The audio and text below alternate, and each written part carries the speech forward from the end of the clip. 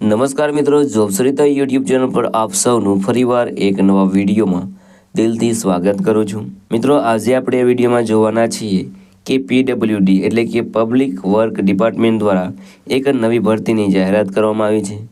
તેમાં education qualification છે તે માત્ર ને માત્ર 10 પાસ માંગવામાં આવ્યું છે।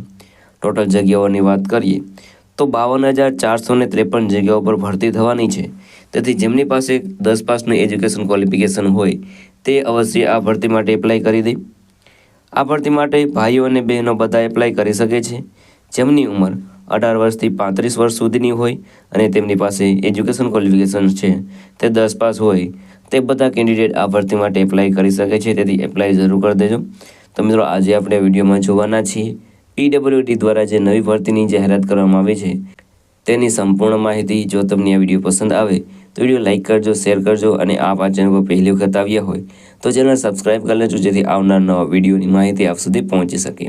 તો હવે આપણે જઈશું પીડબ્લ્યુડી દ્વારા જે નવી ભરતીની જાહેરાત કરવામાં આવી છે તેની ડિટેલ ઉપર અને સંપૂર્ણ માહિતી મેળવીએ। તો મિત્રો, આપણે આવી ગયા છીએ પીડબ્લ્યુડી દ્વારા જે નવી ભરતીની જાહેરાત કરવામાં આવી છે તેની ડિટેલ ઉપર। વેકેન્સીનું નામ છે ગ્રુપ ડી ભરતી 2025। ઓર્ગેનાઇઝેશનનું નામ છે પીડબ્લ્યુડી ડિપાર્ટમેન્ટ। પોસ્ટ નેમની વાત કરીએ તો ગ્રુપ 4ની આ ભરતી છે। તેમાં ટોટલ પોસ્ટની વાત કરીએ તો 52,453 જગ્યાઓ પર ભરતી થવાની છે। ખૂબ મોટી ભરતી છે, તો એપ્લાય જરૂર કરી દેજો। એપ્લાય તમારે ઓનલાઈન કરવાનું રહેશે। હુ કેન એપ્લાય, કોણ એપ્લાય કરી શકે છે? તો ઓલ ઇન્ડિયાના મેલ ફિમેલ બધા આ ભરતી માટે એપ્લાય કરી શકે છે। એજ લિમિટની વાત કરીએ તો 18 વર્ષથી લઈને 40 વર્ષ સુધીના કેન્ડિડેટ આ ભરતી માટે એપ્લાય કરી શકે છે।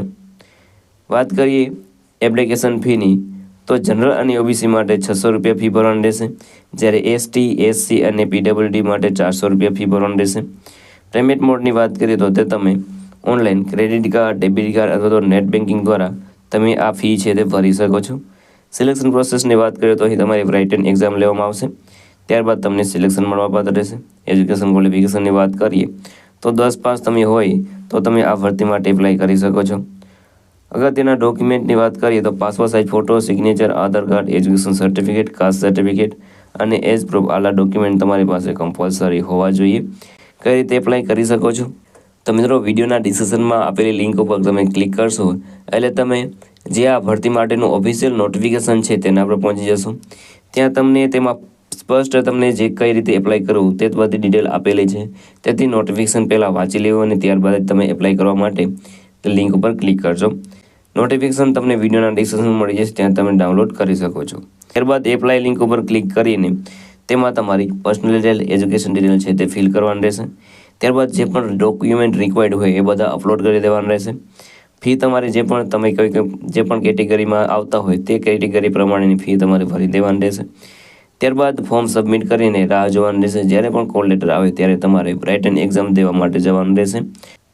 અગત્યની તારીખોની વાત કરીએ તો starting date for apply online 21 March 2025થી લાસ્ટ ડેટની વાત કરીએ તો 19 એપ્રિલ 2025 સુધી તમે આ ભરતી માટે એપ્લાય કરી શકો છો। અગત્યની લિંકની વાત કરીએ તો તે તમને વિડીયોના ડિસ્ક્રિપ્શનમાં મળી જશે, ત્યાં તમે એપ્લાય કરી શકો છો।